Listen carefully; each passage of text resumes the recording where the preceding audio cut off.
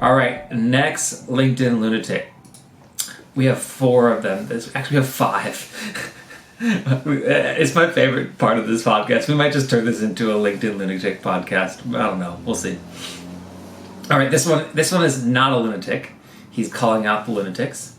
Andrew out here calling out the nonsense. Here is the post. My 4-year-old froze on stage at her first ballet recital. I failed, she told me after the show. I looked at her heartbroken, with tears in my eyes. No, I failed you. But today, you've given me more than I could have ever asked for. You gave me a sad kid story to post on LinkedIn. Link what, she asked? LinkedIn, I replied. A place where depressing personal anecdotes involving imaginary children are posted and mined for engagements in order to boost one's own professional identity. She looked at me confused. But Dad, I cut her off. Shh. Shh. I thought to myself, it was all worth it. The exorbitant amount of money I spent on ballet classes, the exorbitant amount of money I spent on the recital costume, the exorbitant amount of money I spent on a thesaurus to find another word for the word exorbitant. Thank you, I told her. She smiled, did a pirouette, and vanished like a fart in the wind. Hashtag sad dad, hashtag real kid, hashtag truth, hashtag tutu. And I just, yeah. I don't personally like the concept of exploiting your children for professional engagement on any form of social media. Like the people that embarrass their kids, even on Facebook.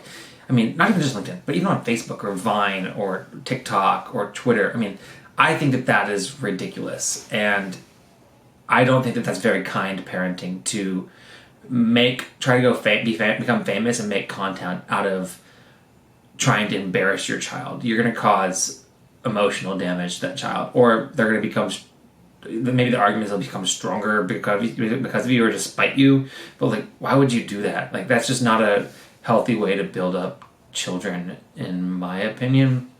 So I really appreciate this guy. His name is Andrew Tobin, and I guess he's also no, just kidding. He says he's an award-losing creative director at theandrewtobin.com. I guess he might even be a little bit of an influencer on LinkedIn himself, but maybe not. But it's just... And the saddest part about it is that you look up these stories, right? And they're fake half the time.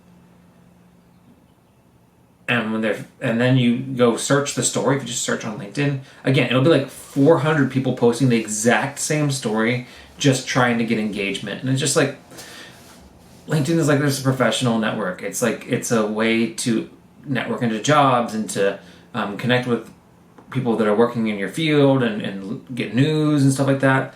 And it's just really sad to me that it's kind of devolved into what it is now, which is why I have this segment recurring on the podcast to expose and just to kind of point out the things that are annoying about LinkedIn. Because I don't know, maybe if we have more people shouting out these people for their nonsense, like Mr. Andrew Tobin, shouting out people for their nonsense, then maybe it'll happen less. I don't know.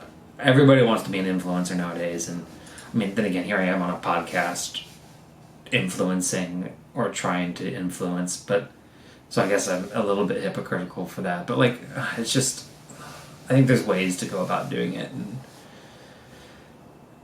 either making up fake stories and copying other people's stories on LinkedIn, or trying to profit off of your child and embarrassing your child. It's just those are not the ways to do it, in my opinion. So I'm not complaining, I'm not complaining. My thoughts get complicated, I cannot explain in lameness. Never losing focus because I ain't chasing payments. Still playing in the basement while I'm working on arrangements. They heard the kid in 50 countries, thank God that's amazing. But I'd rather thank Spotify, they put me on the station.